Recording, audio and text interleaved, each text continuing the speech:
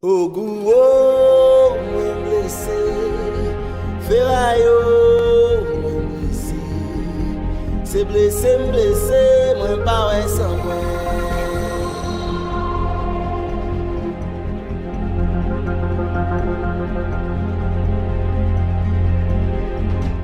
Hi everyone, welcome. Thank you for coming out tonight in such a miserable conditions outside. So I appreciate everyone showing up and really being here tonight. My name is Claudia. I'm from the Black Alliance for Peace in the Haiti Americas team and in the New York City NJ Citywide Alliance. Today we're here to talk about Haiti. So once again, thank you for coming out to this community town hall. An art build. We have really dynamic speakers tonight. I'm really thankful for everyone for coming out, and our comrade who will be speaking from Haiti, speaking for Molegaf, an organization that we work closely with in BAP. So to start us off, actually, do we have anyone from the space? Do a little like housekeeping.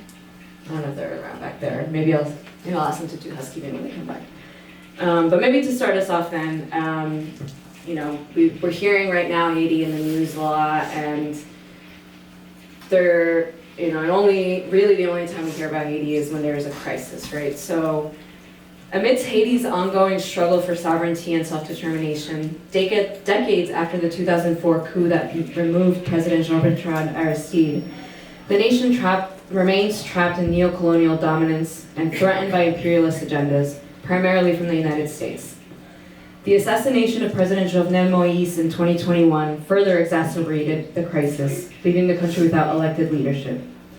Unelected Prime Minister Ariel Henry, perceived as a puppet for foreign interests, particularly the core group OAS, United Nations Security Council, under the administration of Biden, obstructed Haitian sovereignty and suppressed popular dissent through paramilitary groups and police violence. After months of the US core group and other imperialist collaborators working to execute an armed intervention into Haiti that they are now calling a multinational security service, ex-de facto Prime Minister Ariel Henry has been removed from his illegitimately held position. The same imperialist cabal, including Haiti's capitalist class, have created the conditions making military intervention appear necessary and inevitable, want to appoint a favorable, quote-unquote, transitional government without input from the Haitian people.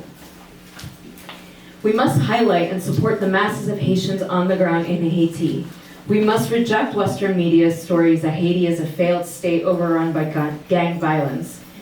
Haiti doesn't need any further outside intervention.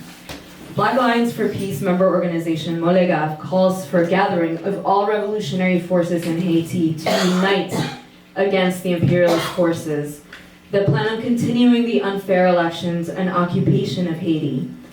It is our responsibility to spread correct information so that the hands can finally be off Haiti and our Americas can be seen as a zone of peace.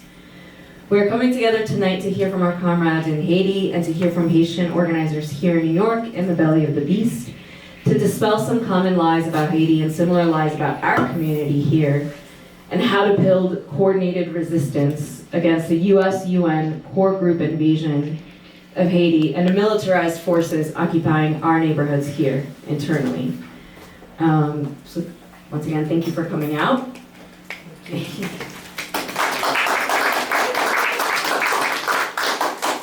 I want to pass it now to our comrade in Haiti, Jean Renalds from Molega. Before I supposed to put, I can introduce myself to every camera in the space. My name is Jean Renalds. I'm a member of Molegaf. I'm living in Haiti, and I think it's very important for me to be here. To speak not only English, but if I can, as I would be talk to someone before I get started to the speech, if I have someone who can translate for me in Creole or French.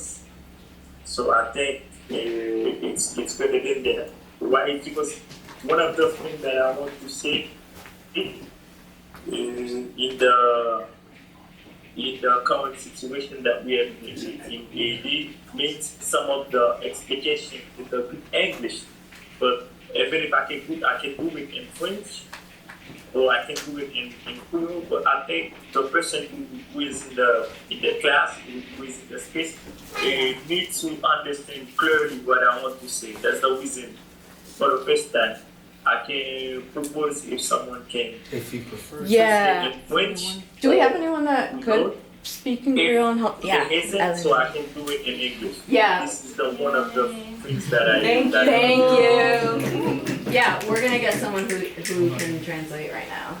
Our comrade LND. Okay. And do you wanna speak into the microphone? So, yeah. Hi. Allô? Vous m'êtes parlé. Non.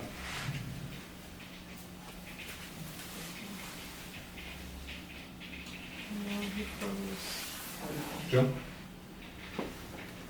Signal froze. Oh, what was that? That was funky. What happened? Alright, Yeah. There we go. There we go. I'm gonna leave this up on here because it's the hot spot. Yeah. Ok, Jean, t'as eu un petit problème avec le computer, mais on va continuer pour hier. Ah, ok. Et on fait traduction. Oui, depuis on va faire dans le créole. Et bien, ok, pas de problème. Et mais avant tout, je salue et tous les camarades qui dans l'espace là, tous les camarades qui sont sur Zoom. So he just wants to salute everybody who's on the Zoom, everybody who's in the space, to all the comrades. Vous m'entendez? Oui, nous t'entendons, on va continuer. Oui, avant tout, je salue tous les camarades qui dans l'espace là, camarades qui sont sur Zoom là. Non pas M. Jean Montas, nous aussi membres et dirigeants et mouvements qui sont pour les gars là. So his name is Jean Montas, and he's a member of Molega and the leader.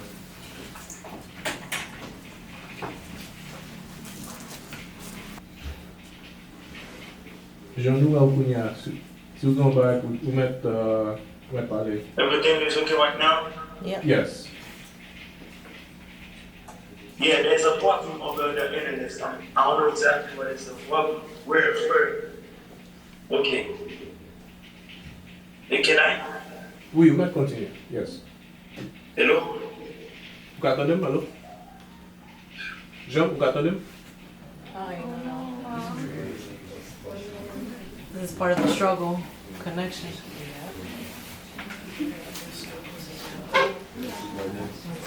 Jean, il semble que ça va commencer. Allô? It might Okay. be better if he doesn't have to transfer video. Ça me mon problème. Yeah. Eh ben, Oh yeah. He can turn the Yeah. camera off. Yeah. Yeah, it's on. You can turn it Allô? on. Peut-être si vous éteignez caméra ou connexion plus bien. Non, moi, c'est pas caméra qui pose problème parce que moi, essayer de parler. Yeah, he says he doesn't think it's the camera. Ok, Baba, c'est là. Nous entendez? Oui, nous t'entendons. Oui, et d'abord, je salue tous les camarades qui sont là, tous les camarades qui sont là. Et non pas ces gens qui ont montage, c'est membre organisation, bien c'est membre mouvement révolutionnaire ça en Haïti, qui est les gars. Et je dis, c'est toujours ensemble avec un groupe ici, pour moi participer non seulement dans une discussion qui est pour ensemble avec Haïti, et discussion tout qui est pour avec ça qui a passé dans le monde à partir de pression impérialiste américaine, à partir de pression impérialiste française. Et je pense que c'est un privilège tout pour nous capables de faire connaissance avec qui ça nous les gafier comme structure. Oh. Avant, pour moi entrer dans le point 1, I'm just glad you self-exit. commencer comme ça. Oh, I'm just glad you self-exit. Allô? Oui, m'a just traduit ça fait dire. M'a traduit. So he just wanted to say salutation to everyone who's in the room, all the comrades on Zoom, and he introduced himself again, Jean-Renal Montas, a member of Molega, the revolutionary movement in Haiti. He wanted, in addition to that, he also wanted to say it's a pleasure to introduce you all to like what's happening over there, and yeah, we might continue. Avant tout, mon gars, c'est un mouvement révolutionnaire qui prend naissance et 17 octobre 2009. Et l'organisation ça, ou bien mouvement ça, il prend naissance en deux quartiers populaires qui est siège social, qui c'est Front National. Et il y a une zone, un quartier populaire, dans Port-au-Prince, et qui est trouvé dans la première circonscription. Okay, so Molega started in October 19, 2019, in the heart of Port-au-Prince, in one of the neighborhoods that are located in the heart of Port-au-Prince, and we might continue. Molega, comme mouvement révolutionnaire, il constitue plusieurs embranchements. Donc, on a et ouvrier ou des travail dans Molega, on a l'université Molega, tout l'école tout le monde, et on apprend tout, et on est dans Molega, et il y a une question de brigade qui vient ensemble avec brigade d'environnement, qui vient ensemble avec brigade vigilance, qui vient ensemble avec brigade d'ouvrier, on dit la vie dans les deux communautés. So, he's just talking about some of the programs that Molegaf has, like the Bookman School, Molegaf University, the Environmental Brigade, and other programs that Molegaf is leading. Wow. Oui. Une mission Molegaf, c'est renverser le système capitaliste dans le pays. C'est cause effondrement civilisation occidentale là dans tout côté du pays en façon pour que le peuple là pour que le monde capable de toute autonomie notre grandeur marcher sa manière. So one of the things that Molegaf is fighting against is the wicked system of capitalism, and so that people can fully enjoy all that the country has to offer.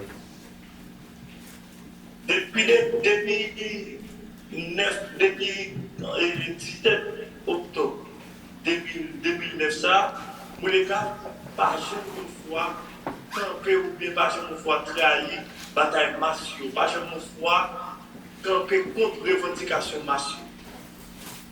And ever since October 19th, Molegaf has never betrayed the masses, never betrayed their mission for the revendication of the people. Donc en gros c'est ça Molega là. En gros c'est ça Molega là.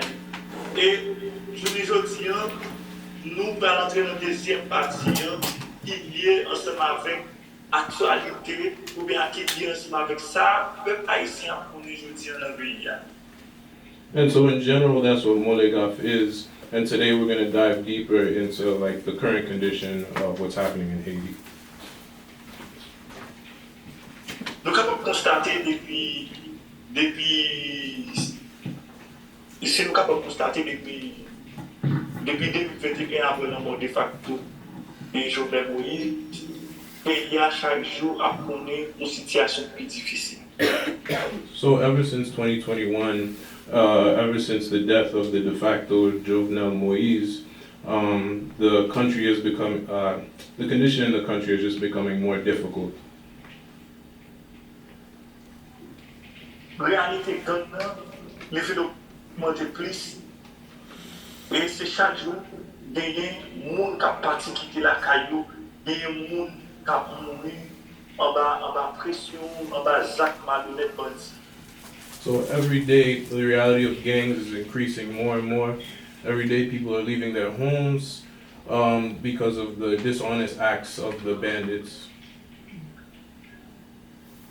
Et situation ça, nous n'avons pas fait, nous permettre que nous-mêmes, nous-mêmes comme masse populaire, nous pas accès avec produits pour nous manger, nous n'avons pas accès à quoi, nous n'avons pas accès avec les côtés pour nous dormir, nous n'avons pas accès avec les côtés pour nous organiser, mobilisation et revendication contre la domination sale. So this situation has caused that people don't have money, they don't have money to eat, they don't have places to sleep, they don't have places so that they can organize and so they can fight back against what's happening. Situation ça yo mette masio dans situation dans condition difficile. Côté masio qui a travaillé dans factory il nous fait le pas qu'à travail. Masio qui dans là il y a cap vendre série détail même capitalisme de pas cap vendre parce que comme c'est le café et ma And so the situation has caused that the masses are in a very difficult place where the masses who work in the factories, they can't go to work. The masses who are vendors in the streets selling rice and food, they can't sell anything. Donc, nous devons trouver nos situations côté, même nous-mêmes qui avons souffert que nous, impérialisme qui fait comprendre, nous ne pas de revendiquer. C'est ça qui fait l'unité comme nous, pour empêcher de passer au bureau dans le quartier bureau, c'est pour la salle, Cité Soleil, Bel Air, Fonds National, à l'autre côté. So, okay. So we're in a situation now where we the ones who are being victimized, essentially. The imperialists don't feel as if we should have any reivindication, and for that reason they've placed gangs in areas such as La Saline, Bel Air, and Cité Soleil. Donc nous devons comprendre situation là c'est continuité d'une histoire. So we have to understand that the situation that we're in today, it's the continuation of a story. L'histoire ça, il a commencé depuis à partir de 1492, les colons ont envahi l'espace là. And so this story starts in 1712, where Columbus took over the whole area. C'est à partir de l'envahissement ça, et Christophe Colomb, on dit espagnol qui fait ce territoire, depuis là, catégorie de cap sur l'espace ça,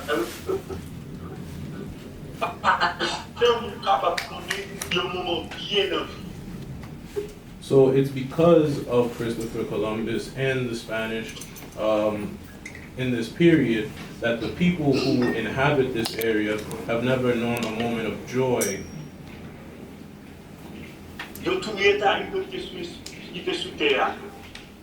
They killed the Tainos on the land. Après, il y a le ensemble africain, côté où il y a un Africain, pour venir ensemble avec eux, la capter, pour nous permettre de réduire l'esclavage. They took captives from Africa and forced them into slavery. Et bien, depuis après l'événement, ça, donc nous venons d'un pays qui livrait dans les États-Unis à partir de 1915.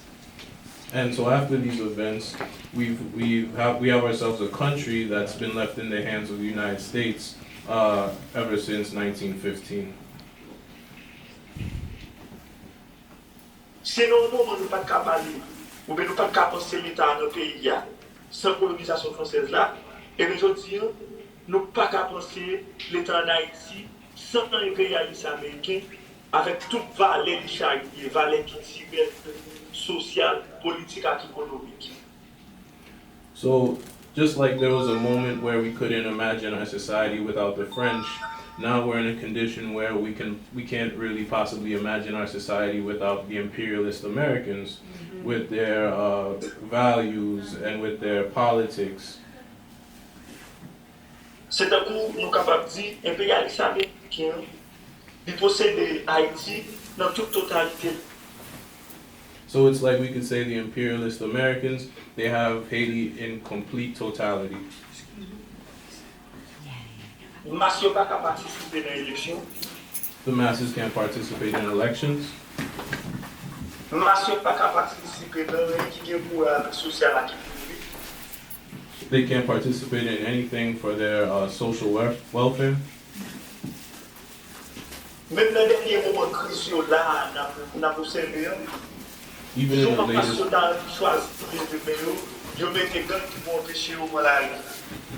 even in the latest moments of this crisis, they've placed gangs that don't allow us to go out into the streets. Donc, nous, nous face à événement ça, il y a deux bagages qui tirent l'attention nous-mêmes, mais nous pensé au niveau moléculaire. Premièrement, c'est parce que nous comprenons comment l'impérialisme américain veut tout faire les revendications massives, utiliser vieux médias internationaux pour les vieux médias occidentaux qui pour boucher toutes vraies revendications massives. So there's two things that we have to take note of, that with Molotov in particular, and that's that the United States doesn't. Let me see. They don't want the revindication of the masses. They want to choke out the revindication of the masses. Mm-hmm. They want to continue to promote the same media that does this. Tant qu'on a pour exemple, il y a une catégorie de médias dans les États-Unis qui parle de gangs, qui a regardé le peuple comme cannibale, qui ont l'autre catégorie de médias qui utilisent le même discours ça, qui a montré que les gangs sont révolutionnaires. So we have two. There's one category of the media that says that the gangs are cannibals, and there's another category of the media which is calling these gangs revolutionaries. Mm-hmm. Barbecue. Même les problèmes population, ils marginalisé, ils ignoré, ils disent sont pas qu'être pauvres, sont pas qu'être monde qui a demandé, tandis qu'ils n'ont pas jamais montré véritable résistance avec véritable revendication de masse contre tout événement qui a passé dans le pays. Even when they're talking about the problems of the population, they marginalize it. They say they're a bunch of beggars, a bunch of poor people, and they don't ever really take into consideration the path for revindication. C'est un travail impérialiste américain a fait de façon pour américaniser Haïti. This is the work that the imperialists are doing to Americanize Haiti. C'est une façon pour rendre l'État haïtien, pour États-Unis. L'État haïtien, l'État en Haïti a parlé de l'État haïtien, de l'État qui est en bas de domination impérialiste américaine. So they want to make the government of Haiti not really the government of Haiti, but under the domination of the Americans. I hear you. I don't hear you. Are you there? Oui, in fact, parler. In fact, Claude. Oh, ok. Donc, c'est la première situation scientifique. Nous-mêmes, comme organisation révolutionnaire, qui comprend la réalité ça, nous entrons dans une dynamique côté, nous lançons un appel pour force révolutionnaire, pour organisation en parti politique progressiste dans le pays, regrouper pour passer le projet impérialiste américain.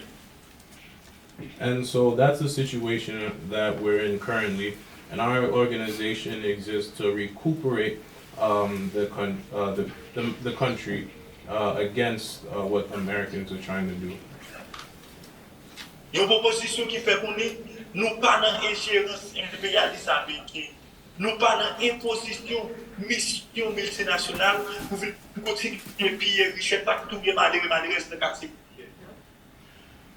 And this proposition is that to say that we're not under the imposition of the United States, we're not under the imposition of the imperialists who want to continue mistreating and murdering average day-to-day people. Et nous continuons à demander pour international là, pour camarades qui dans bataille contre l'impérialisme américain, qui dans bataille contre PHTK qui a cherché à renouveler tel qui dans le pays là, pour ne pas croire dans aucune propagande impériale média occidental. Pour ne pas croire dans aucune propagande média parallèle média occidental. C'est organisation de masse pour continuer de tendre et puis pour reposition.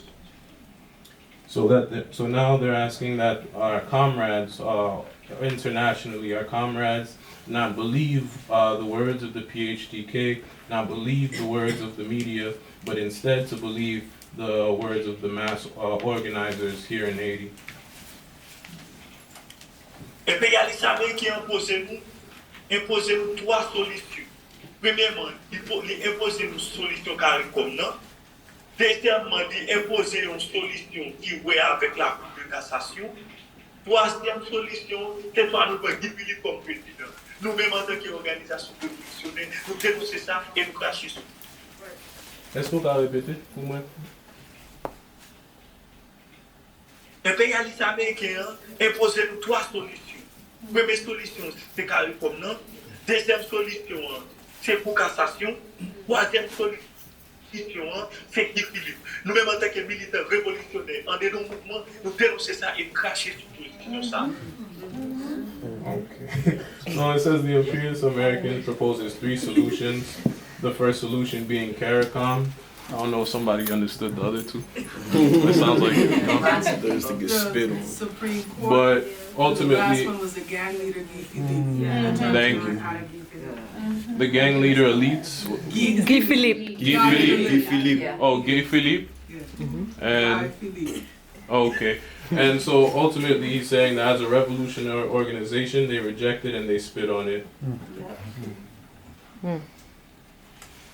Et nous-mêmes qui nous dynamiques pour nous rencontrer, pour nous rassembler, pour nous définir en unité, Anybody else can assist with translation? anti-impérialiste, anti-caricom, He just qui asked sont for à assistance. proposer dans l'organisation de parti révolutionnaire, qui est qui prend tel pouvoir pour casser proposition et imposition impérialiste américaine.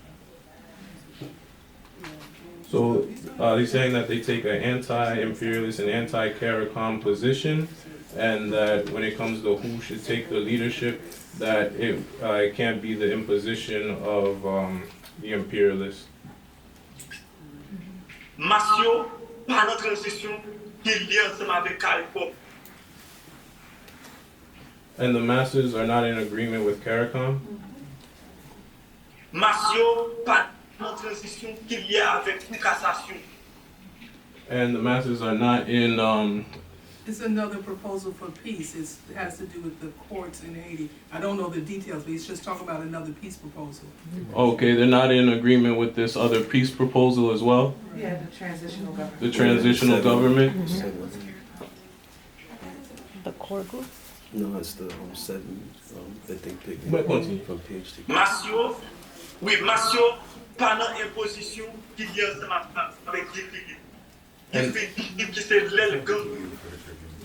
And the masses are not in agreement with the imposition of Guy Philippe, and Guy Philippe, who is the leader of the gangs. Masio tout, pas reconnaître aucune journaliste blanc qui a pris un révolutionnaire qui a marqué voler avec là. And the masses don't support any white journalist who's promoting a leader of gangs as a revolutionary. Masio qui est organisation avec parti progressiste qui est là qui vous représente. The masses have organizations and progressive parties which represent them. C'est ça que fait pour les gars, dans à peine il lancé pour rassemblement, Masio qui demande l'autre fois, pour camarades internationaux comprendre et puis agir dans le même sens. And so in the communication that was put out by Mandela, that's why they call on for comrades internationally for their support. Et je voulais dire, c'est par rapport avec toute exigence, toute difficulté qui présente devant nous, qui fait que les problèmes nous ne sommes pas capables de résoudre. Premièrement, quand nous permettons qu'il puisse passer 80 sites dans toute zone métropolitaine, il puisse passer 80 000 personnes qui dehors par rapport ensemble avec bandi yo qui a tiré l'entrée yo, qui permettent moun yo sortir la caille. And so it's for this reason that as of today, the gangs are composed of like 92 parts, 92 sections throughout the area that don't permit the people leave their homes.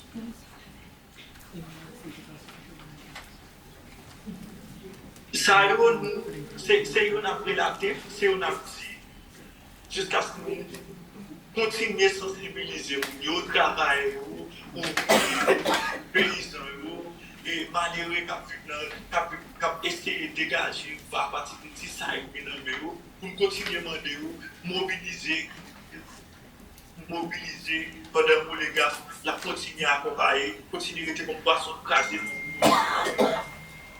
En dernier parti, je n'ai pas fin entendu.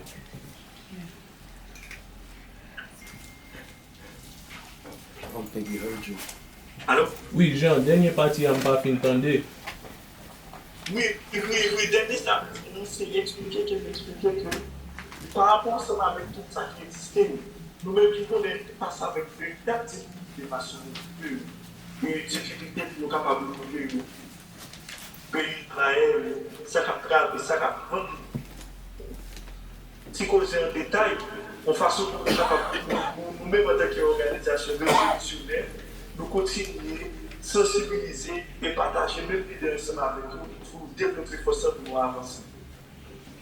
Okay, so as a revolutionary organization, originally you were saying that it's their job to convince the people, the poor, the peasants, continue to ask them to mobilize, continue to ask them to organize against this.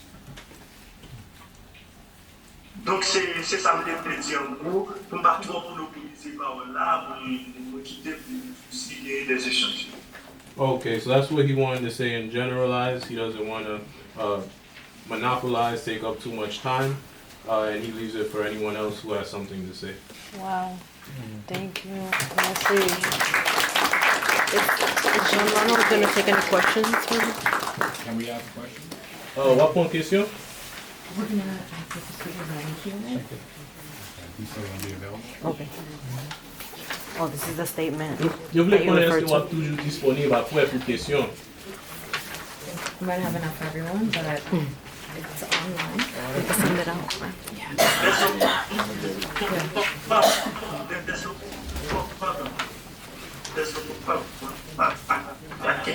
Okay. He said there's no problem. I can wait. Okay. Okay. Perfect. Actually, you're the next speaker. Allende, thank you.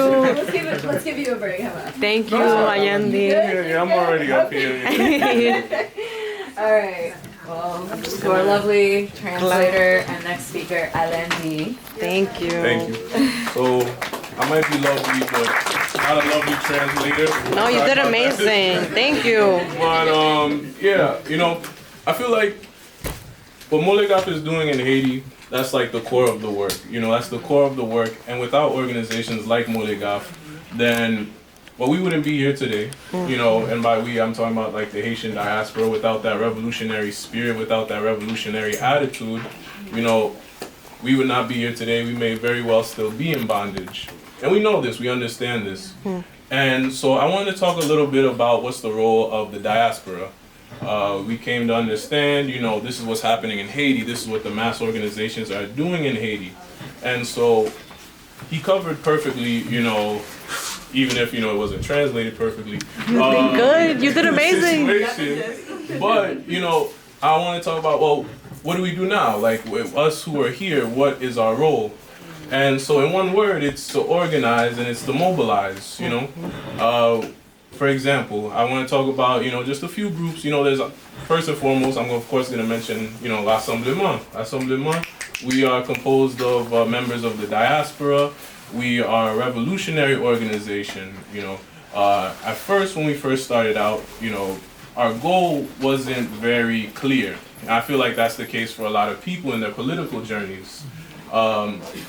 We give into like thoughts of like liberalism, we give into these certain reactionary thoughts without truly understanding that these thoughts are in fact reactionary. For example, I'm gonna give you some examples as it pertains to like Haitians, right?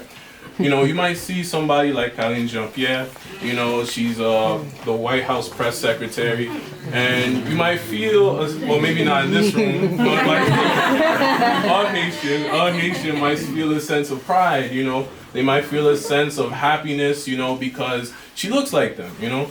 And so for that reason, it's called, you know, black faces in high places, right? And, you know, perhaps you might feel like, I love to see it, right?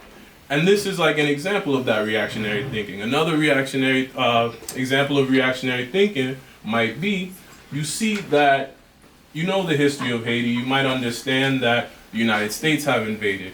You might understand that Brazil has invaded and numerous other countries have invaded Haiti, but this time you look and you see what's happening and you see it's Kenya, you know, a black country, an African country. And so you may mistake it for Pan-African solidarity. You know, this is another example of that type of reactionary thinking, and we might not even be aware of it. And so our job in the diaspora, you know, our job as a group, as an org, is to fight back against this thinking.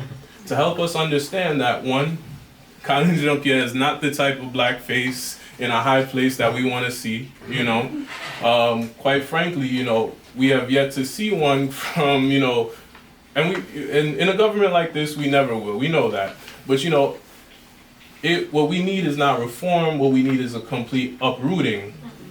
In Haiti during the Duvalier, after, you know, when they were fighting the Duvalier dictatorship, right? They had a phrase called déchoucage, which is like a complete uprooting. You don't just take off the plant, you don't just cut it, you rip it out and you take out the roots too so it can't grow back. That's what we need for this system, a complete déchoucage, you know, a complete uprooting. And so we can't put our faith in black faces and high faces, whether it be Obama, whether it be Karine Jean-Pierre, whether it be anybody else, you know, we can't. In addition to that, we can't mistake black face imperialism for Pan-African solidarity. It's very different, not the same, you know. And so we're going to continue to organize, we're going to continue to mobilize, we're going to continue to do these teach-ins, we're going to continue to, you know, try to eradicate this reactionary thinking. And so I started to mention like groups here in the diaspora that we can support, that we can pay attention to. I mentioned Rassemblement, but there's also Komokoda. Komokoda is Comité pour Mobilisation contre Dictature en Haïti, the Committee for Mobilization Against Dictatorship in Haiti. In addition to that, there's Haitian Women for Haitian Refugees. That's another org that's doing fantastic work. They have an Instagram that you can follow as well. And that's the name, Haitian Women for Haitian Refugees. And so that's easy. Ours is Rassemblement.nyc. You know, that's a little harder to spell, but you'll figure it out. In addition to that, you know, when we start to follow these organizations, when we start to like pay attention to what's being said. Don't forget Flamboyant, thank you. The Haitian Literacy Project. It's in Flatbush on Clarendon, and they're doing great work. They're doing fantastic work, particularly with is there another one? The pointing. Oh, okay, I'm sorry.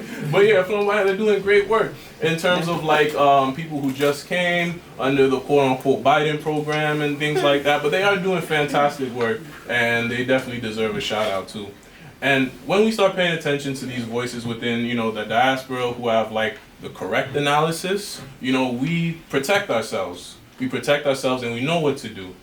So if we continue to promote these voices, if we continue to like, we could do something as simple as reading the statement put out by Mulegaf, right? These are the steps that we could take to kind of like fight back against this reactionary thinking that engulfs our society. Because unfortunately, it's not just like CNN, it's not just Fox News.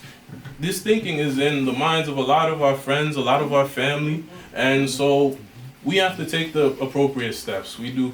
And so I just wanted to talk about that, talk about what we can do here, us in this room, because, you know, we're not there, and so that's what we could do. And so I appreciate the time. That's all I want to say. Thank you. And Lindy, you also have the Haiti and Palestine zines, if you want to shout that out real quick. Okay, yeah, definitely. So I brought along some zines, Haiti and Palestine.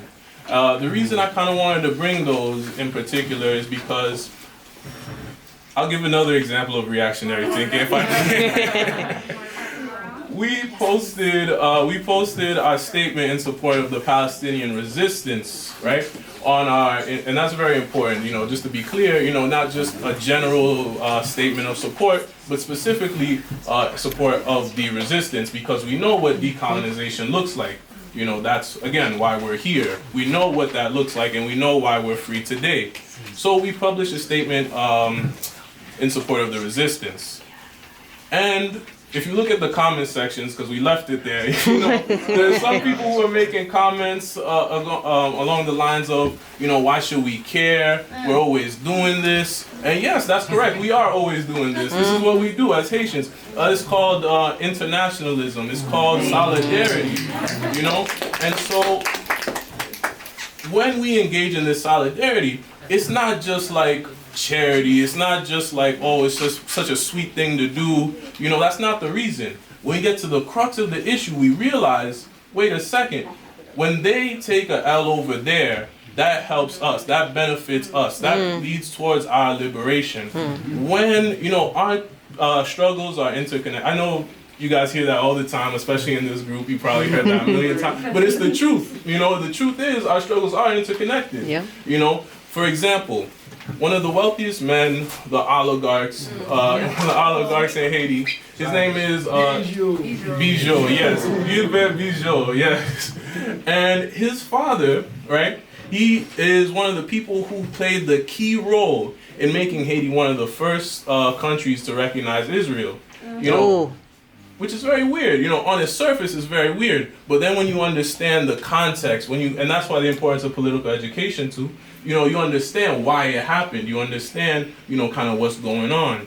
And him now, right, he is, even though he's been sanctioned by the U.S., he's been sanctioned by Canada, it doesn't mean anything.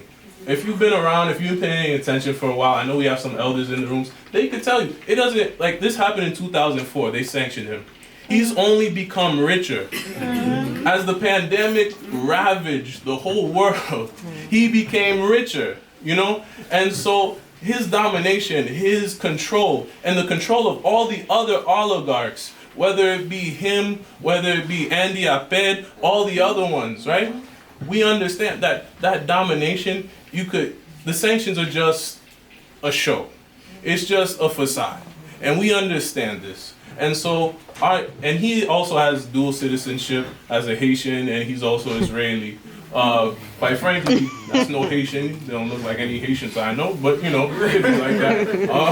And so, honestly, we have to understand this. And if you read through the zine, it's gonna give some more examples about like how my father, he used to tell me about like the Uzis, right? That the Makus, they used to walk around with. Where did they get these Uzis from? It wasn't just U.S. aid money. These Uzis directly came from Israel. So sometimes we say the same tools that are used to oppress them over there are the same tools. I'm not talking about like, we can also be talking about figurative tools, but the literal tools that they're using over there to kill Palestinians were sent over to Haiti and used to kill Haitians. And so that's just two examples. Those are two short examples because I do have to go now. But, if we continue reading, there's more. And we understand that, again, these struggles are interconnected and we have to continue to be woke. We have to continue to be engaged. We have to continue to, dig deeper so we can find the solutions and continue to amplify Haitian voices. So thank you. Right on.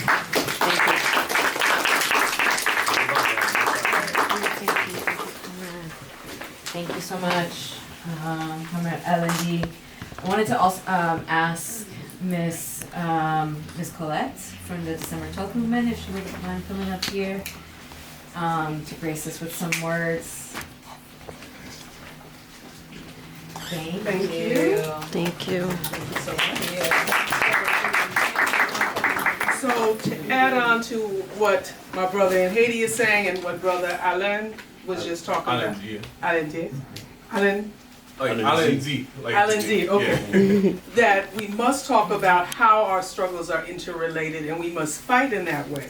Because as we sit here, we are faced with the same people who are oppressing our people many places. And the roots of it is economics. I think that the analysis of what Haiti has meant and why the continual fight to keep it destabilized, we have to look at in the present, the mineral deposits that are being discovered ever more frequently. In the past, the issue of food, Haiti was a food secure country, grew enough food to feed itself. Had enough, one of the ways was rice production, another ways was pigs. Pigs, there was indigenous pigs in Haiti that could live on anything. Exactly. In the 70s and 80s and 90s, under Bill Clinton and USAID, first the Haitian pigs were eradicated, all killed, saying that they were African swine flu was going to spread to the United States, which for the masses of people living in the rural areas, the peasants, took away a tremendous resource, because pigs breed themselves, you can kill it, source of income. Under Bill Clinton, there was a tremendous invasion of rice, so that Haitian rice could not, grown in Haiti, could not compete around this free foreign rice, heavily subsidized by the US government. There was an entire move to get folks living in the rural areas into the city as the sweatshops, they became the development of the sweatshop economy under Jean-Claude Duvalier. And this has increased ever more when you talk about Cité Soleil, that was built in the capital for folks coming in from the rural areas to work at crazy money, making baseballs and clothes, etc. So when we look at the economic roots of the destabilization, when we talked about President Aristide, and the motion that overthrew Duvalier was a grassroots motion, and the continual resistance throughout. The overthrow of President Aristide twice, one of which was, the second time was by the same Guy Philippe they're talking about now, totally agree around that can definitely not be a solution, was about the demand for rest. One of the reasons was the demand for raising the minimum wage. One of the reasons was it can't be that some people take all the money and leave nothing for anybody. It has to be that people are in dignity and are rising up. It was also because Haiti, at independence, was forced by the US and France blockade to pay France what was called restitution. Because, you know, we were property, so somebody got to pay for when you let the property go. So with the blockade, it was a demand for France to get restitution. From 1821 to 1945, Haiti paid an enormous amount of money, took multiple debts, was held. President Aristide, one of the motions of that government, as it had been for many others, was to put in the legal papers, because Haiti's a real country, at the real United Nations, at the real world court, demanding the return of these illegal funds. The coup came shortly after that. But one of the things that I think well spoken around what is our task is indeed to talk about what is really happening, to strip away this, oh, it's all gangs and they're all crazy, they've been crazy, going to ski. It's a struggle going on, which we don't know all the details of since we're not there. But it's definitely a struggle of the people, have been fighting for at least 3 years, multiple demonstrations, multiple organization, multiple work to say the unelected government of Ariel needed to go. You know, these gangs is the propagation of the gangs is a recent destabilization tactic. But our job in terms of listening to real news, spreading real information, but also putting the Haitian struggle not as a thing in itself, because that is very much, that isolation is something that for the many years is a real problem, but putting in the struggle against imperialism worldwide. And that is sometimes a struggle amongst Haitians themselves, to put it, that it's not a unique thing, it is a worldwide struggle, and that we must engage in that. So I'm very pleased that we did this. We're going to have a forum at Sisters Place next Tuesday. Hope some of you can come as well to continue that. But thank you. Thank you.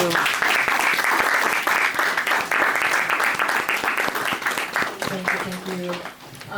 Folks, I realize that actually we had more people here than we expected, which is always amazing, and thank you for coming out in this rain again. We have sort of this like art build station, which I think makes probably more sense to like move out to the other room so that we have more space to sit here. Perfect. So I want to bring up some folks here to sort of, you know, we're talking about Haiti, everything that's happening, right? One of the zines mentions the Global Fragilities Act, which I think is really important to mention when we're talking about this, well, one, soft power, right? How soft power functions in the U.S. doesn't just go in with, you know, tanks and guns blazing, but sets up this whole like narrative of this is a destabilized country, welcome destabilizer, right? So I urge folks to take a look at those zines, right? Engage with the material, and yeah. So I guess sort of to bring it to, you know, from Haiti to New York to Brooklyn, and how the connections we can make here, right? I want to bring up Sister Shannon. And yes, and Brother Tag, if you wanted to come up to speak on the Stop the Raids work and specifically the Bronx 120 case, because I think that parallels around gangs and racialization around that, you know, we can make a lot of connections there. So thank you. Thank you. Thank you. Do you want to still say some words as well? I can. Okay. All right. Yeah. Hello. Loud. It's okay.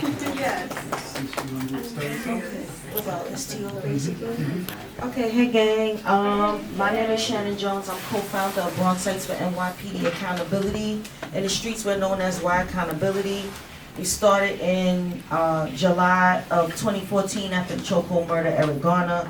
Those of y'all that know me know that already. Those of y'all that don't, now you know.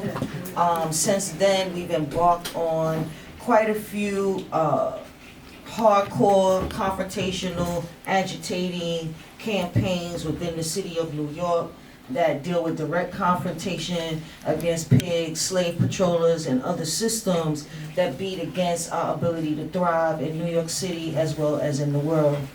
So on April 25th, 2016, it was the biggest gang raid in New York City history in the Eastchester Gardens housing development, the projects uptown in the Bronx, where they arrested 78 men from the development itself and another 20-something or so from other locations. Some folks were already behind the wall at that time. One person, Giovanni Martin, died during that raid. Circumstances still yet unknown. And what we did, a group of us, Y Accountability at the time, Bronx Social Center, NYC Shut It Down Crew, Cop Watch Patrol Unit, I think T-Mark was still moving at that time. There were a lot of groups that immediately gathered in an emergency response. And I'm just gonna set that aside for a second to issue that mandate. I know a lot of us come to a lot of these functions. We get a lot of great information. We read a lot of stuff. We feel really empowered, but then we do what? Nothing. Again? Nothing. Exactly. So if you're not engaging in agitation actions within the city of New York, whether you're confronting these colonizers that folks so eloquently bring up in these type of gatherings, then this is a social club. Right? And I got better people to hang out with that like to do other stuff. We like to do stuff. So I set what I was gonna say aside just to implore you guys to do that. When we have the opportunity for 60 people to be in a room at one time in one place that are like-minded about African internationalism, Haitian revolution, getting slave patrollers off of our backs and necks. Nobody should be leaving out here without an action plan that's gonna take place in the very, very near future. We do not get these gatherings often at all. We do not get them. So it's very important for us to develop action planning, not over wokeism. I can't take it. I can't take it, right? It's too academic, it's too boring, it's non-New York, and it doesn't free us. So we gotta do better than that. That's just what I'm saying. So with that, we descended on the projects that next day and met with the families and found out exactly what happened. We took action and read those indictments. We got to know every single person on the indictment, and then we just cold reached out to whoever was willing to accept our assistance. So we've been going strong with that since 2016. This is 2024. So since at our highest, we were assisting 34 men behind the wall with commissary resources, toy drives for the kids. When guys come home, we have parties for them, emergency assistance for families, helping them with their shelter situations, all kind of stuff to show solidarity and support, and to recognize that we don't align with the slave system. We're not jacking any of the negativity that they want to assign to our men in our housing developments who lost fathers, brothers, cousins, uncles, and all that. The community was left barren. So in order to continue this work, we always need people that are willing to help out, right? Because 2016 to 2024 was that 8 years already. So people have had babies, had 2 babies, had 3 babies, have moved away, have gotten education. Some people have passed away, right? One of the brothers that we were assisting was killed in federal prison since then. So we are always looking for people to help and assist us in doing what? Managing all of the tasks and responsibilities of holding up and supporting this ongoing effort. We also were doing this work for brothers that got picked up in the Boston Seacorps raid as well. What we wanted to do was to be able to have this level of emergency response for every single so-called raid in our communities. However, it manifested itself because it happened in Edenwald, it happened we in Brooklyn, then it happened back there up in the Farragut when they had that shooting over there by Albee Square Mall. They went and picked up everybody from behind there. They did it at the Kingsborough and on and on and on. But it needs to be sustained with people's help. So Tag and I thought we would speak on that just so people have a full body of the things that are happening in the city and be able to connect that with all of these struggles, right? We align with international struggle, and when the pilgrimage to Haiti comes around, I'm down. But before that is a lot of work to do right here. So everybody pull out your phone. Especially I know all the young people gonna do it real fast. Y'all gonna triple tap. So now you don't gotta give people your phone number on Signal. Y'all knew that, right? Yes. They just started this. So apparently my Signal is brooklynbutter.26. Shannon, oh my God. It's across all platforms. That's who I am on TikTok. That's who I am on Instagram. No, I think And that's apparently who I am now on Signal. I really, really expect the folks in this room to catch the wave. It's spelled straight out. No, we don't do ebonics here. I got 2 degrees. I got a bachelor's and a master's. I got 2 degrees. We're doing the ER, not the AH. You know what I'm saying? You know, that .26, that's the number that Signal assigned to me. So hopefully everybody will hit me on the SIG so we can have conversations about or on TikTok or on Instagram. I'm also Y Accountability on Instagram. And I'm also swiping forward on Instagram. We pulling together swipe teams because we going back swiping because we don't like these National Guard in the train. I don't care if they shooting, stabbing, whatever. We don't want National Guard in the train. We don't want harassment on the train, and we want the train to be for free. So we back outside in the streets on that. So we will be talking about those things. Please hit me on SIG. I don't want to take up too much more of the time. I thought I was going to sit back there very quietly and do my little swipe flyer. But I appreciate you guys giving me that attention for those few minutes. And I'm going to pass the mic over and sit down. Thank you. Thank you. Well, forever shouts to our comrades, to Shannon, and as you all know. And I do want to just also acknowledge, and this is coming from especially our dear comrade, now transitioned, now a brolic ancestor, grandcestor, Brother Sekou. And as we know, we've lost so many Shiros, heroes, legends, revolutionaries just in the past month, much less the past year. So in keeping with Brother Sekou's constant reminder of the giants whose shoulders we're standing on, I'd like to just take a moment for all of these revolutionaries that we have lost just in the recent month, and especially Brother Sekou. He was so central to the development of not just the spirit of Mandela, not just the People's Senate here in the Northeast and across the board, but really one of the core founding fathers, if we want to use that kind of language, of the Black liberation movement out here in contemporary times. So if we could just take a moment of silence for our fallen revolutionaries.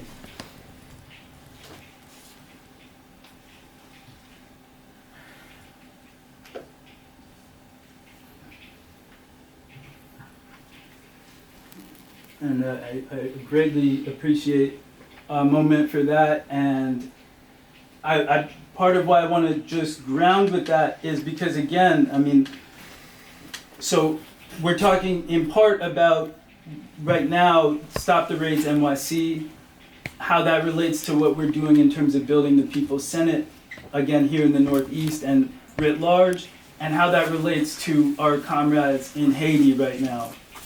And part of what I want to carry forward from Brother Sekou, as somebody that comes out of street families, as somebody that was always very clear about the importance of those moments in his development in terms of his process toward becoming a revolutionary, which has been the case for so many of our revolutionaries who came out of street families, which as I think we recognize, particularly for us in the diaspora, diasporic Africans, melanated Africans, people out here, these street families come out of a place of self-defense. Yes, sir. Of community self-defense. And we recognize that and we honor that. We can see how that gets distorted and manipulated. And that's part of the discussion and the narrative that is being trotted out here, as our comrade, Brother Jean, laid out so clearly. And so part of what I would just like to share in terms of what Sis Shannon just broke down is how many parallels there are with regard to that distortion in Haiti right now, and in Haiti going back centuries, as we well know. The same kind of demonization that is thrown at Haiti writ large is thrown at our people right here, as we know, and is happening right now as we speak throughout the city, especially this city, throughout these domestic colonies. Because as African people, the colonial press here, and shouts to Brother Bashir for that coinage. I don't know if he coined it, but he was mentioning this the other day, and it resonated so clearly. The colonial press, because that's what it is. We're dealing with colonialism and neo-colonialism, which makes it that much more confusing when we have Po' Boy Adams and others that are in, when we have these types of characters fronting with their skin tone as though they are behind us when they are in fact turning the keys. So just to make a one clear connection and to keep it concise, Sis Shannon laid it out, and what we need more of us to build back up and revitalize that work of community self-defense in terms of Stop the Raids. We need that very much at this point, because a lot of exploitation, COINTELPRO type activity, etc., we know how that all functions. A lot of things have brought away from what it needs to be squarely the work of community self-defense that we have been doing in terms of Stop the Raids NYC. but how it connects to this broader colonial project that's been going on for half a millennium and more is the fact that they know that as regards how they project the picture of us, our likeness, how they project our likeness, they can do anything they want with that. Because they've so well established that we have to have this kind of binary identification. You know, and the comrade brought that out before in terms of, well, okay, so these must be either cannibals or revolutionaries. You know, we have to be either, you know, either an exception is made of us, or, you know, we are exceptional. You know, like these you know, black faces in high places and etc. The misleadership class that we're well familiar with, and ideally we're making clear wherever we go, this clown right here is not representative of us. No, we do not want more slave patrollers in the subway. No, we do not need more overseers in the prisons and jails. That is not what the African community here in the city is calling for, writ large. But they can project that forward because, again, cannibals are revolutionaries. You know, that it makes it, this binaristic approach makes it very easy for, in media, which we largely do not control, that in media they can distort and disfigure who it is that we actually are. And so as we were building and as we were having the meetings ahead of this gathering, which is just pure love to see that it's more heads here than the space necessarily can fit, and that's build, and you know, we did this and y'all came through in all of this torrential downpour, and that's love, and that's build, and that's the kind of connectivity that we need.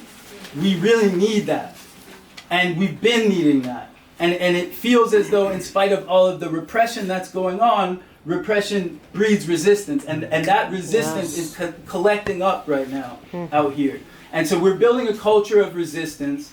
I'm rocking this shirt, and I love this shirt always because this comes from one of the Welcome Home celebrations that Sis Shannon pointed toward, that we've had on a number of occasions, and inshallah we will have many more because we still have comrades on the inside. We still have comrades on the inside in the feds, as was mentioned. Brother Hakeem, you know, he transitioned inside of the feds out there in Atlanta. And we're talking about places where they're literally having people eaten alive by insects. Mm-hmm. So this is another part of how this is all very much connected, and no matter how many times we say it, it will never be too many times. Because they view us the same exact way across the board when we're talking about these chief slavers like Hillary Clinton and those who we know what kind of damage she has wrought, and that whole crime syndicate family has wrought out here, and ideally we know what kind of crime and mayhem they've wrought out in Haiti, and I know some of that has been shared. And so these are the same characters. It's reactionary intercommunalism. They are exploiting their genocide against us. And so the same ghoul that said we need to be put to heel decades ago also went and intervened in her station to go ahead and re-lower the minimum wage in Haiti. Imagine that. And a minimum wage that is just a sick joke in terms of the minimum wage that is here, which is also a sick joke.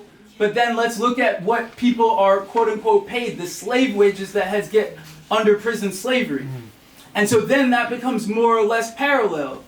And so the connections are, they are viewing us the same way that they've been viewing us for centuries in those terms. We are to be exploited, we are to be enslaved, our labor is to be extracted, and if once our labor can no longer be extracted, keep those squatters moving, as Neely Fuller Jr. once said. This is a pattern, a long-standing pattern. So, without going too much further into it. I just want to continue to implore all of us to build, to connect. The just levels that are in this space right now is just beyond encouraging. And so ideally we can all, every one of us, get up with one another in real ways. People's Senate has a sign-in sheet right over there. I think it was moved out, to make room. So please sign up in terms of just if you want word about what it is that we're doing with the People's Senate. I will just say very briefly, the People's Senate comes out of Spirit of Mandela. Spirit of Mandela in 2021, October, charged the United States with genocide, with 5 counts of genocides, and found the United States guilty of those counts of genocides. Now, I fully understand if some of us here were not aware of that because of the overall whiteout in terms of media coverage that this colonial press that we were just talking about has on all of us. As the brother was laying out very clearly, they're just squelching the information. And so that was another portion of what Brother Jean laid out that I just cannot underline it enough. We need to be able to trust the information that we share among us as family, as organizers, as community. Because they are eroding our capacity to share information on any level that is clear, that is true.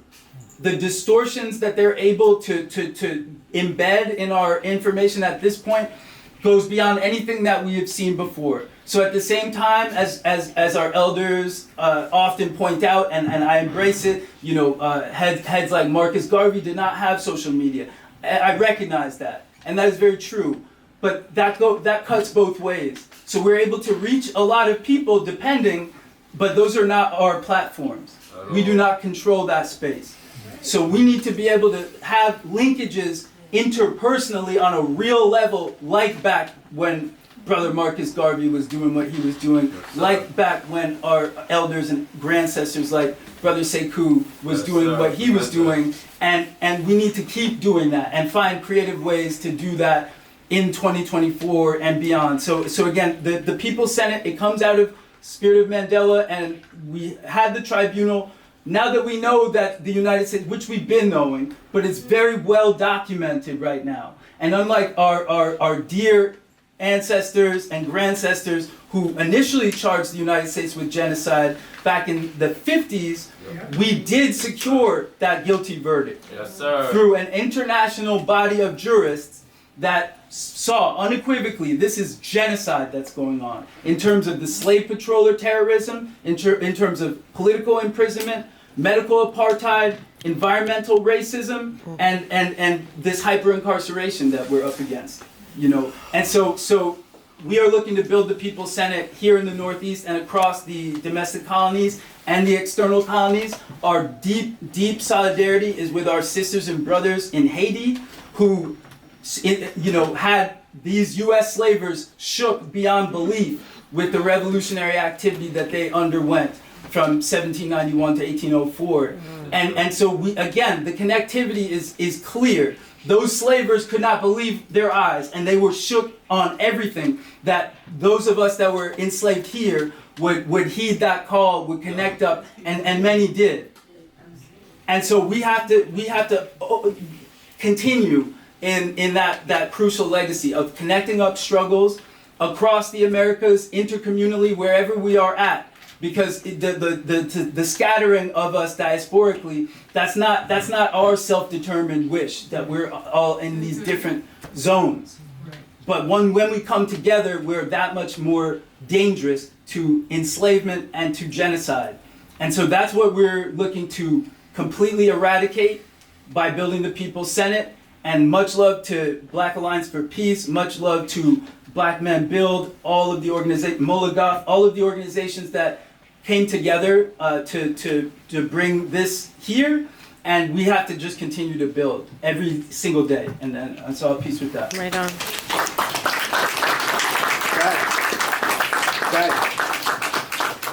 Yeah, there you go. Here we go. I was watching the sound, so I didn't. Respect. And this is our dear comrade. Y'all may have heard from him already, Brother Richeroux, aka Grandmaster Iron Fist. He's our official People's Senate hip hop DJ. Yes, sir. Thank you. I care deeply about Haiti. My people care deeply about Haiti. Matter of fact, before I keep going, can you help? Because I want this. Is he still there? Yeah, he's on and off. Yeah, he's cutting in and out. All right, I want to send him this translation. If we could make that note for the video. Oh, yeah. I need him to know these words I'm going to say. I said my people care about Haiti. We've cared about Haiti since we named it Haiti. And I've sat in a Guanara many times with Behike Tilu Balan. And we've discussed, you know, his family, the heritage of the Arawakan, you know, that history, that relationship. And I would often ask him, how many Haitian Tainos are there? He said, there's not many, but if you go to the mountains, that's where you'll find them. And he tells me the story about his family has been there, and they have the record going back 700 years. So one of the little euphemisms in the often repeated saying that they killed the Tainos. And the Tainos all died of sickness. Just like my comrade Tag said and has been repeated here, is a bunch of bullshit.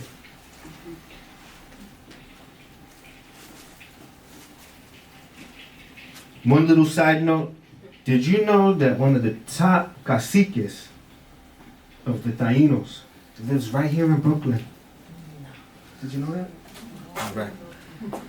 So you know, there's not many of us, and those of us that care, we talk, and we sit in what you may call a sweat lodge, and an ipi. And we do the ancient medicines, and we pray, and we sing. So I'm gonna be short, 2 things. I want to share a couple of Taino words with you, and I would like y'all to repeat them and remember them. The words are Okama. Okama. Okama. Okama. That means attention. The second word is Waribo. Waribo. Waribo. Waribo. That means warrior. And then we say Gua. Gua. Gua. Gua. That means come. And so in my prayers I'm saying Okama Waribo Gua. Okama Waribo Gua. Okama Waribo Gua. And if you're a praying person, add that to your prayer. So we could call on the ancestors to come and bring their energy. When the first, Africans that would not take the condition fled, whether it was in Haiti, Cubacan, Boriken, or any of the islands. Our people had already fought and continued to fight for 528 years. And still to this day, every Thanksgiving, nobody seems to know the name of those Indians that this dude met. So I want y'all to, know that and know this. The last time I sat with Tilu Balan, I told him, you know what you need to do? You need to stop fucking hanging out around here and get back to your country because they need you. I haven't seen him for a while, but I sent my counsel to Louisiana. I hope you will appreciate my counsel, given that I imagine you know more than me about the details of what's going on, and what this brother had to share was also very insightful too, and I'm grateful for that.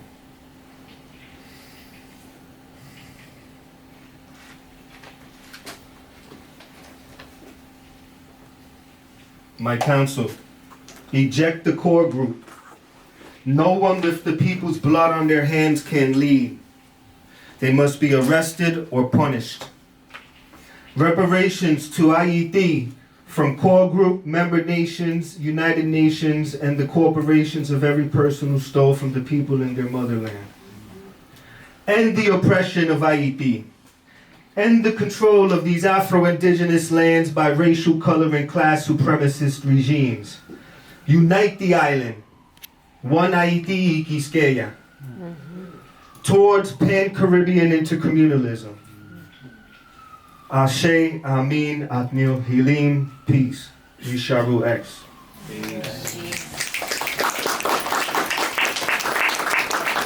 And I thank you, and I appreciate your time and sharing my counsel with you. Thank you. Thank you. Thanks so much, brother. I appreciate everyone once again for coming out. Sadly, it looks like our comrade in Haiti is not on. I don't think the connection is working too well, but we did want to open it up to any questions folks had for any of our speakers. For each other. I know you mentioned before you had a question for the brother, but I don't think he's on. He's on. Unless you want to open up the question.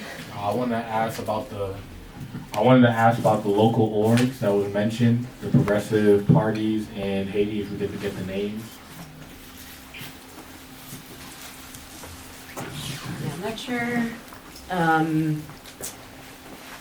Lindsay, did you catch any of the names that you had mentioned, or Ms. Kalan? I'm not sure. I don't think so. Not he Yeah, I didn't don't say no think we said specific anything names. He particular. just said support all the progressive orgs. He ain't named none. Yeah. But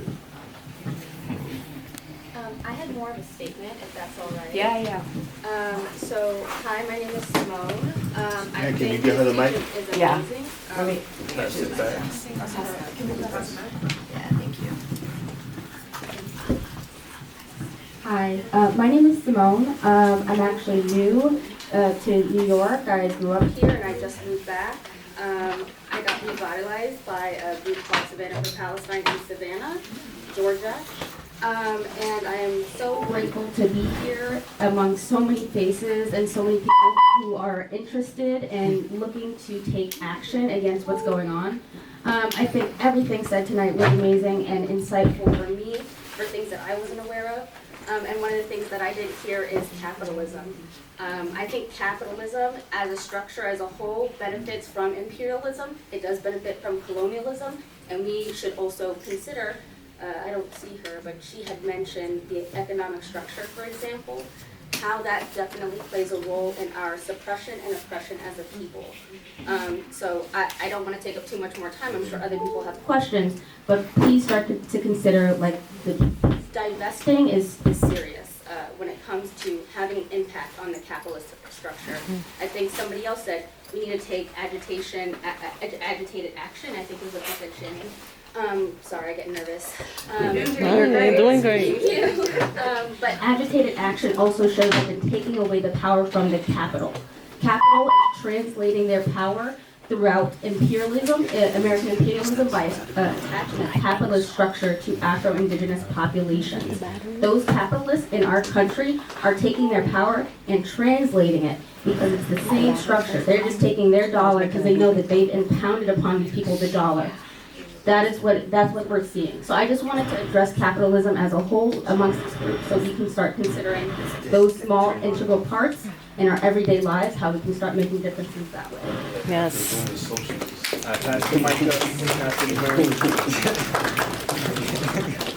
Hi everyone, second that, and also it's been wonderful to be here and to see all of you and to hear from the orgs that we've heard from. I just wanted to just quick plug, my name is Victoria. I've been organizing with Quality for Flatbush.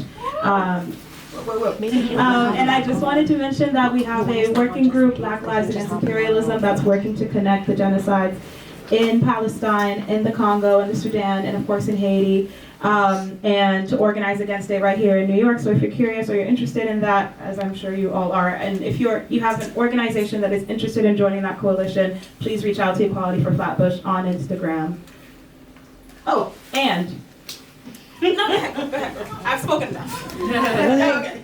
And we are planning an action by the King's Theater on the 7th. There is a Zionist performer who's going to be there in the community that lives in Flatbush and the community that the folks who work at the theater have asked pleased to not have this person speak there. And so it's on Sunday the 7th. It's at 7 p.m. If you would please come out to let them know that we don't want these Zionist people in our communities. And reach out to Equality for Flatbush if you'd like to organize with us. Thank you so much. On IG. On IG, yes.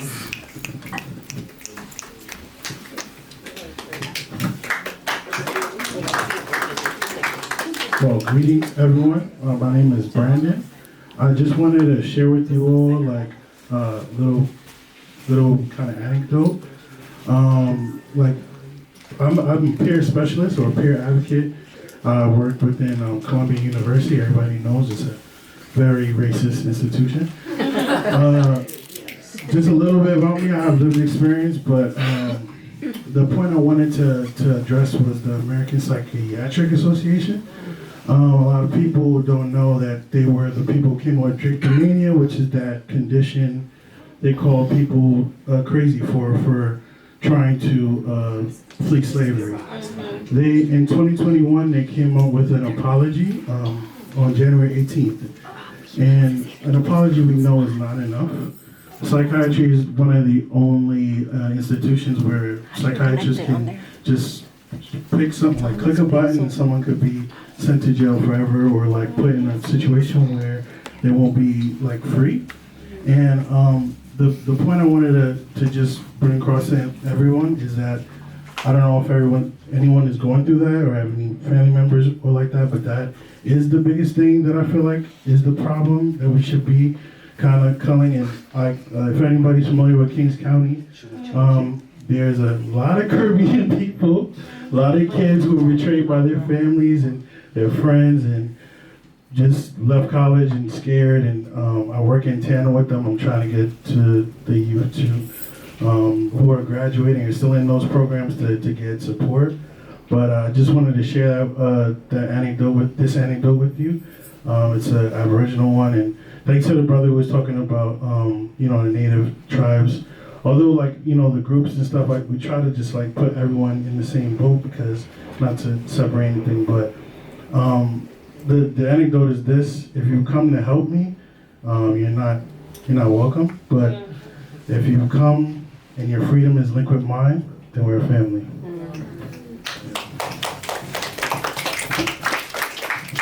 Hi everybody.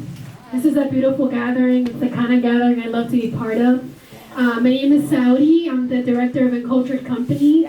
Encultured Company is a binational platform of Dominicans and Haitians. We're a team that understands that our liberation is connected and that everything that happens on one side of the island impacts the other side.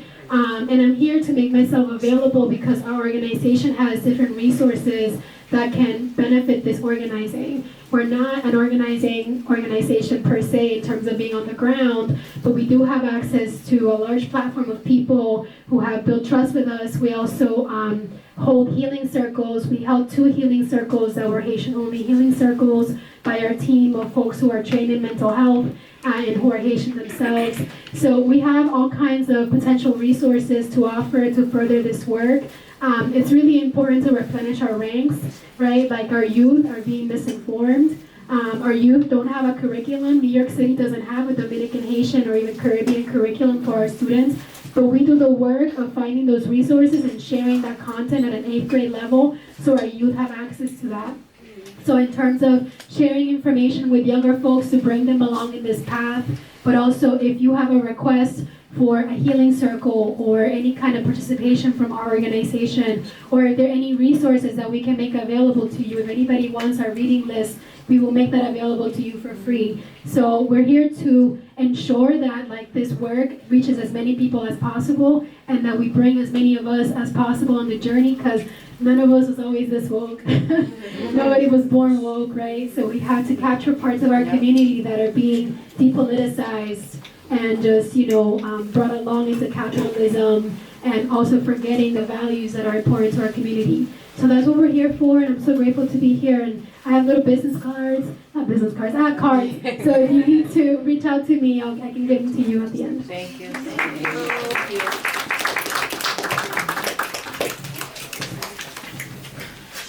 Okay, you want to get on the mic?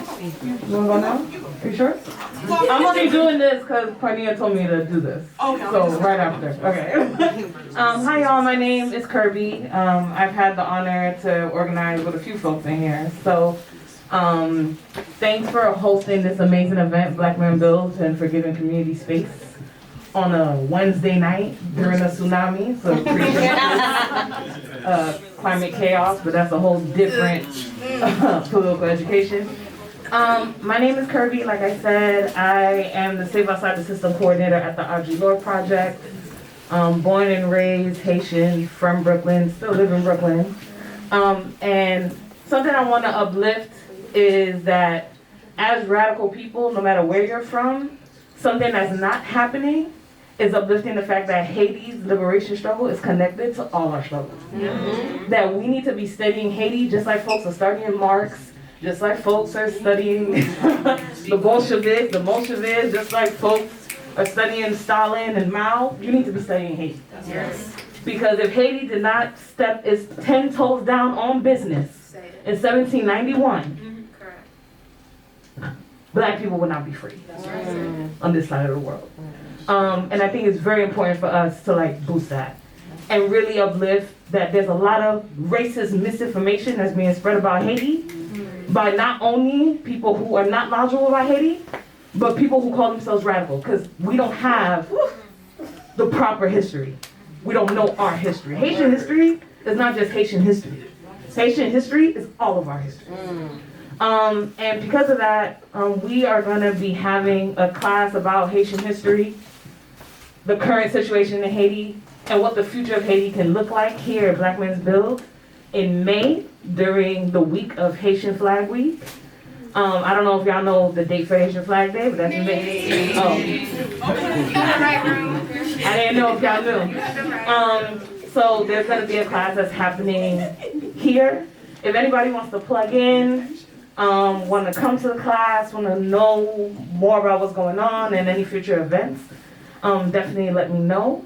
But I think it's very important, no matter how you identify, if you're an anarchist, if you're a socialist, if you're a communist, if you're a liberal, don't talk to me. But no matter how you identify, to understand that when Haitians said, with union comes force, that was everybody. That Dessalines did it for everybody. That Toussaint did it for everybody. That everyone that we don't know the names of did it for everyone. And something that was not uplifted is the true internationalist spirit of Haiti. Simon Bolivar went to Haiti to free Latin America.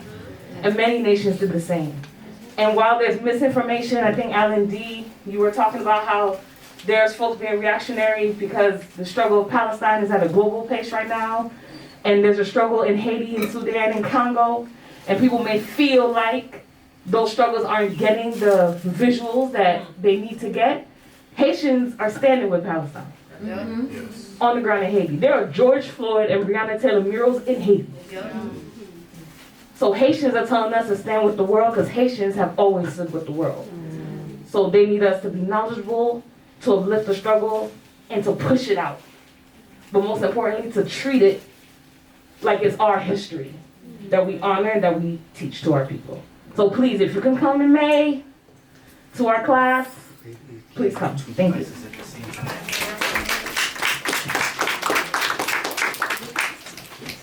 I just wanted to give a linkage to people who are doing work already for Haiti. So just putting emphasis on the fact that people have already been doing work, and to please connect with organizations already in New York that have been doing work for decades.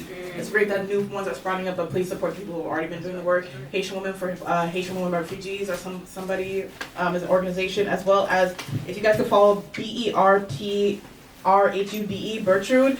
She has been going to Haiti. She has been helping with the support of the canal, and she has been amplifying Haitian voices.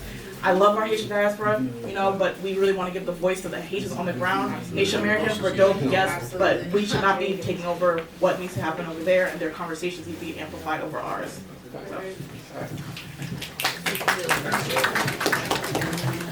Hi, I just have two quick questions, and I think they have both to do with language. I know there's a lot of people in this room who speak and write and read in Creole. I think a lot of the conversations we're having now are things I would like to bring home to my mother and my grandmother, and I know that that would be better served if it was in Creole. So if there is resources that are New York City based that are Creole led, like political education materials. I would love to know where to find those. It sounds like you already got an answer for me. That's great. Yep. Komokota, 3116 Clarendon Road. Every Friday night they have Right, so political my parents education. aren't here, so how do I do it? Oh, they're not here? Yeah, no, they're not here. Oh, they have materials that you can send to them. Okay, word. Yeah. Okay. Say it again. Komokota in 3116 Clarendon Road. Every Friday night they do political education in Creole called On Bâtonnel. Thank you so much. All right, no problem. I word.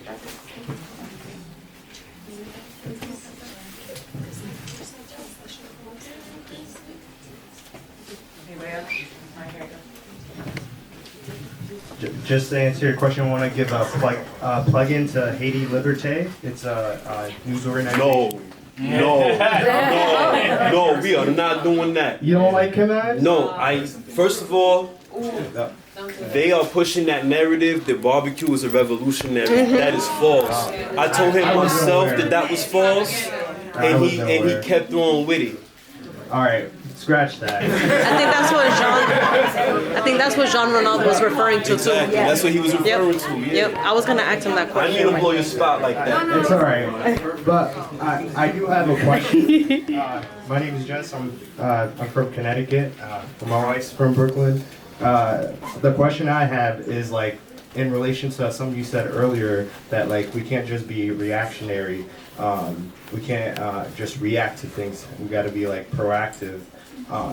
My question for I guess anybody is like, what does that look like being proactive? Because when I think about like what's going on in Haiti, what's going on in Israel, and like Palestine, with what the imperialists are doing and the institutions they have, the IMF, APAC, OAS, CIA, State Department, and you have some really like sophisticated entities and agencies that are really working hard to do what they have, what they're doing, and they have a plan. And even when the news cycle isn't talking about Palestine or isn't talking about Haiti, they're still working in the dark.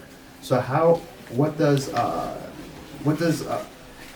being proactive look like? Like what are we doing in those moments in between where there's no like acute event like a massacre or gang violence in the street? What does that look like for you guys? Yeah.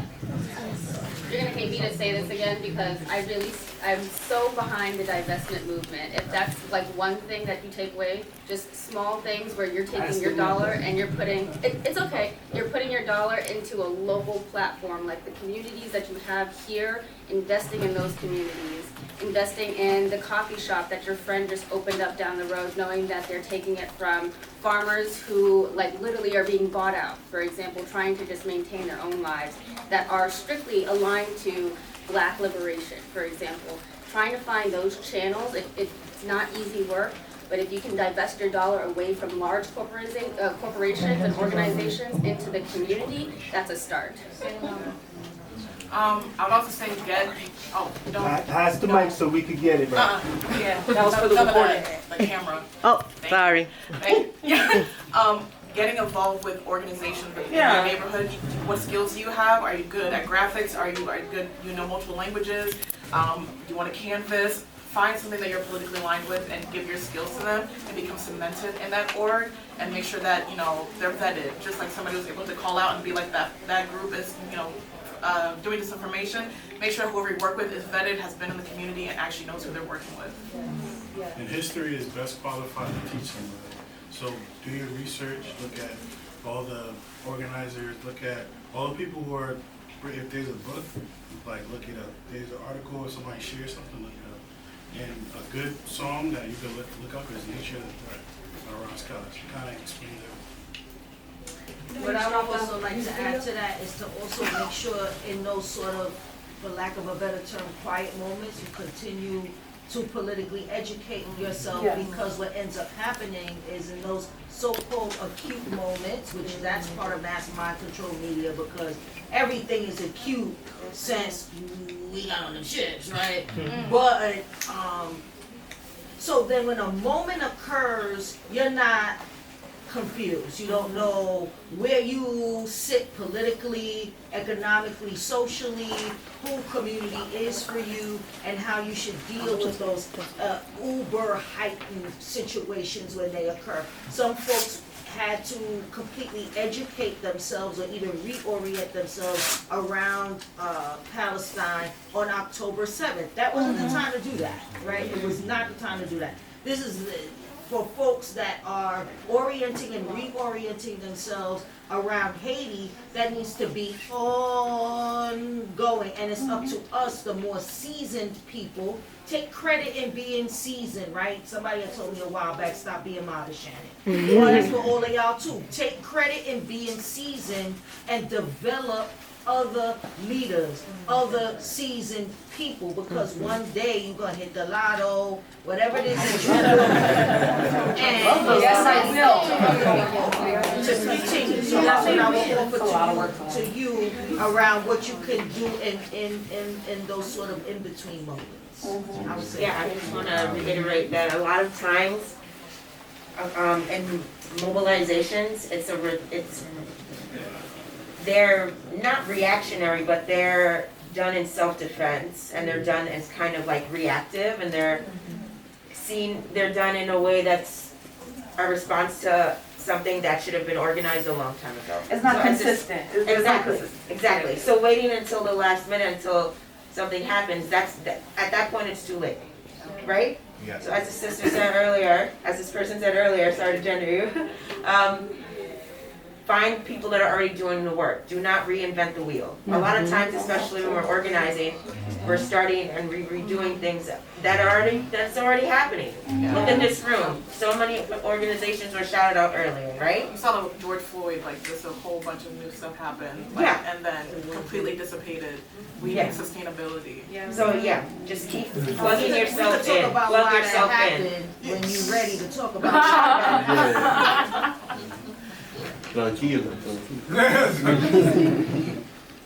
because it wasn't Floyd, it was fuck the police organizers. It was labeled as mass mind control media as Floyd protests, but it was a series of actions that started around the NYPD beating up our kids in the train and arresting the churro lady in the train and arresting the candy guys in the train and pulling our gun on Adrian Napier in the train in 2019. So we developed, as you said, those series of actions, and they weren't reactionary. And you know how you know when you're not being reactionary? Is when the state revolves around what you do, not you revolve around the state. That's exactly what So we got to a point where the state was making moves based on what we were doing, not us reacting to them. They were stopping transit. They were moving Grand Central Station. They were putting National Guard. So we were doing that before George Floyd's murder. So then when he was murdered, that was just a continuation of demands that New York City activists already had in place for our city for what we would and would not tolerate. Now, Tag said it before he used that word. When there is infiltration and people are not politically grounded, it will implode movements. It didn't disappear. We got fucked with, right? Simply put, when you have a room like this and you start getting shit done, people will fuck with you. Get ready for that. It's not all puppies and roses and reading rooms and webinars and shit. When you start getting out here and making waves and the state begins to recognize you and you're beginning to corral the youth, people that are otherwise marginalized, the trans community, substance abuse community, or people that are houseless, homeless community, you will get fucked with. And there has to be learning lessons around that, educational around that, to stand your guard when it's time to do it. If y'all in comfort zone, that's not me. I would prefer to prepare y'all for really what is to come. You want to do this work around liberation around Haiti, you will get fucked with. And you have to be mentally prepared for that and physically prepared for that. That's all I say.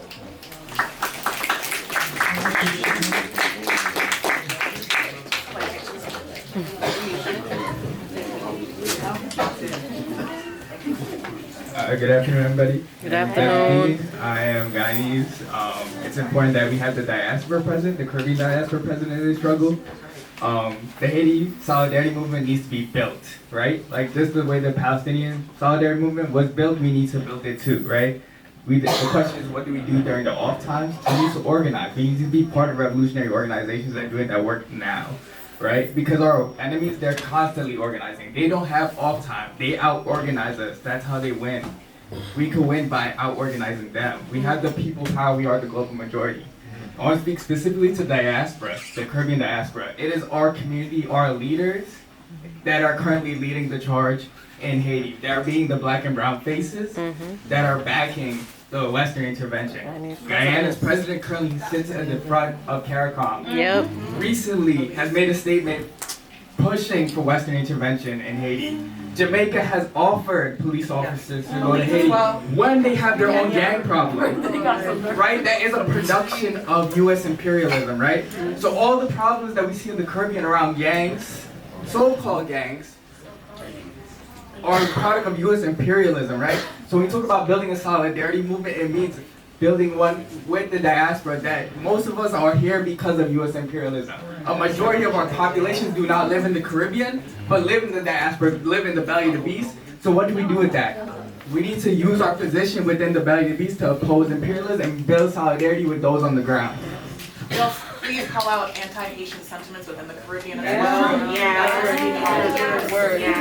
I'm Jamaican and we're bad with that shit.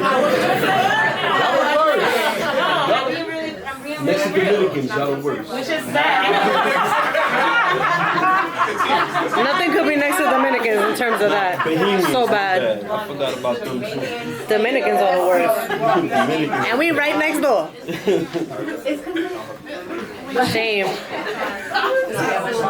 No, it's so bad. Like, a shame. But I do want to say, you know, we are out of time. I gotta go to the Bronx, baby. Outside.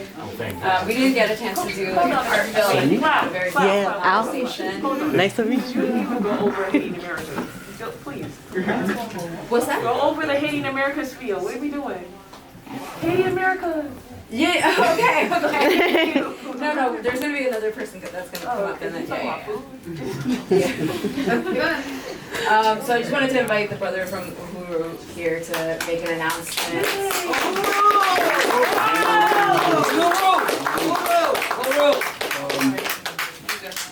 First off, I want to say free Palestine. Free Palestine. I want to say hands off Haiti. Hands off Haiti. And hands off the Uhuru 3. Hands off the Uhuru 3.